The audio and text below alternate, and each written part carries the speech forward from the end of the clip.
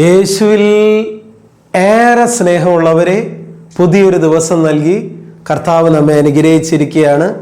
നല്ല ഈശോയ്ക്ക് നമുക്ക് നന്ദി പറയാം. ഇന്നേ ദിനം നാം ധ്യാനിക്കുന്നത്, ചിന്തിക്കുന്നത് കുരിശിൻ്റെ വഴിയിലെ 6-ാം സ്ഥലത്തെക്കുറിച്ചാണ്. നമ്മളവിടെ കാണുന്നത് ഭക്തയായ വെറോനിക്ക ഈശോയുടെ തിരുമുഖം തുടയ്ക്കുന്ന ഭാഗമാണ്. വെറോനിക്ക ഈശോയുടെ രക്തം വാർന്ന മുഖം തുടയ്ക്കുന്ന ഭാഗം. പ്രിയപ്പെട്ടവരെ, ഈശോയുടെ ചുറ്റും സ്നേഹിതന്മാരാരുമില്ല. ആ സമയത്ത് വെറോനിക്ക തനിക്ക് എന്താണോ ചെയ്യാൻ പറ്റിയത് അതുപോയി അവൾ ചെയ്യുകയാണ്. അവൾ ഈശോയുടെ രക്തം വാർന്ന മുഖം തൻ്റെ തുവാല കൊണ്ട് തുടച്ചെടുക്കുകയാണ്. പ്രിയപ്പെട്ടവരെ, ആ മകൾക്ക് എന്താണ് ആ സമയത്ത് ഈശോയെ ആശ്വസിപ്പിക്കാനായിട്ട് ചെയ്യാൻ പറ്റിയത് അതവൾ ചെയ്തു. സ്നേഹം പ്രതിബന്ധം അറിയുന്നില്ല. എന്നെ കേട്ടുകൊണ്ടിരിക്കുന്ന പ്രിയപ്പെട്ട മകനെ, മകളെ, ഈശോയെ ആശ്വസിപ്പിക്കുക. നിനക്ക് ഈ ലോകത്തിൽ എന്താണോ ചെയ്യാൻ പറ്റുക അത് നീ ചെയ്യുന്നുണ്ടോ? അവൾ ചെയ്ത ആ സമയത്ത് ഒരു ചെറിയ കാര്യമായിരിക്കാം, പക്ഷെ പ്രിയപ്പെട്ടവരെ, ദൈവത്തിൻ്റെ മുമ്പിൽ അത് വലിയൊരു കാര്യമാണ്. ഒരുപക്ഷെ മനുഷ്യരുടെ മുമ്പിൽ നിനക്ക് വലിയ കഴിവുകളൊന്നും ഉണ്ടായിരിക്കില്ല, പക്ഷേ നിന്നെ കൊണ്ട് എങ്ങനെയാണോ ഈശോയ്ക്ക് മഹത്വം നൽകാൻ പറ്റുന്ന, ചെയ്യുന്ന പ്രവൃത്തികൾ ചെയ്യാൻ പറ്റുന്നത്, അതൊക്കെ ചെയ്യാനായിട്ട് പരിശ്രമിക്കുക. ഒരാളോട് ഈശോയെക്കുറിച്ച് പറയാനായിരിക്കും, ഈശോയ്ക്ക് മഹത്വം നൽകുന്ന നല്ല വാക്കുകൾ പറയാനായിരിക്കും, ഈശോയെക്കുറിച്ച് അറിയാത്ത വ്യക്തികളോട് ഈശോയെക്കുറിച്ച് സംസാരിക്കുന്നതായിരിക്കും.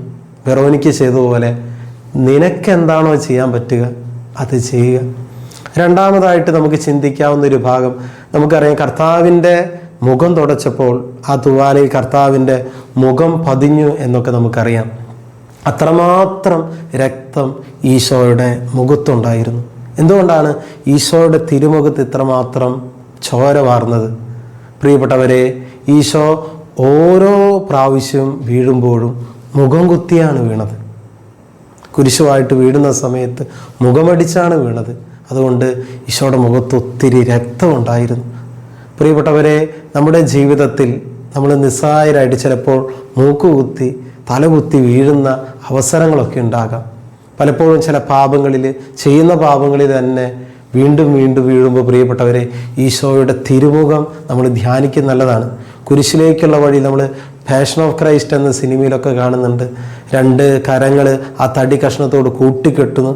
ഇപ്പോൾ വീഴുമ്പോഴൊക്കെ പലപ്പോഴും ഈശോ വീഴുന്നത് മുഖമടിച്ചാണ്. പ്രിയപ്പെട്ടവരെ, ചിലപ്പോഴൊക്കെ നമുക്ക് ആഗ്രഹമുണ്ടെങ്കിലും, നന്നായിട്ട് ജീവിക്കാൻ ആഗ്രഹമുണ്ടെങ്കിലും നമ്മുടെ ബലഹീനതയിൽ നമ്മൾ വീണു പോകാറുണ്ട്. ഈശോയുടെ തിരുമുഖത്തോട് നമുക്ക് പ്രാർത്ഥിക്കാം. ഈശോയെ, ഞങ്ങളുടെ ബലഹീനതയിൽ നിന്ന്, തഴക്കദോഷങ്ങളിൽ നിന്ന് ഞങ്ങളെ രക്ഷിക്കണമേ. ഈ 2 കൃപയ്ക്ക് വേണ്ടി നമുക്ക് പ്രാർത്ഥിക്കാം. നമ്മളെ കൊണ്ട് സാധിക്കുന്ന തരത്തിൽ വെറോനിക്കയെ പോലെ ഈശോയ്ക്ക് മഹത്വം നൽകി ജീവിക്കാം. രണ്ടാമതായിട്ട്, നമ്മുടെ വീഴ്ചകളിൽ നിന്ന്, തഴക്കദോഷങ്ങളിൽ നിന്ന്, ബലഹീനതകളിൽ നിന്ന് കരകയറാനായിട്ട് ഈശോയുടെ തിരുമുഖത്തോട് നമുക്ക് പ്രാർത്ഥിക്കാം. കൃപയ്ക്ക് വേണ്ടി പ്രാർത്ഥിക്കാം. നല്ല ഈശോയെ, ഈ സന്ദേശം കേട്ടുകൊണ്ടിരിക്കുന്ന ഓരോ മക്കളെയും ആശീർവദിച്ച് അനുഗ്രഹിക്കണമേ എന്ന് പ്രാർത്ഥിക്കുന്നു. വെറോനിക്കയെ പോലെ ഞങ്ങളുടെ ജീവിത സാഹചര്യങ്ങളിൽ ഈശോയെ മഹത്വപ്പെടുത്തി ജീവിക്കുവാൻ ഞങ്ങളെ അനുഗ്രഹിക്കണമേ. ഞങ്ങളുടെ ബലഹീനതകളിൽ നിന്ന് കരകയറുവാൻ ഈശോയുടെ തിരുമുഖമേ ഞങ്ങളെ സഹായിക്കണമേ. യേശുവിൻ്റെ അധികാരമുള്ള നാമത്തിൽ അതിനായി ഇവരെ ഞാൻ ആശീർവദിച്ച് അനുഗ്രഹിക്കുന്നു, ഇപ്പോഴും എപ്പോഴും എന്നേക്കും. ആമേൻ.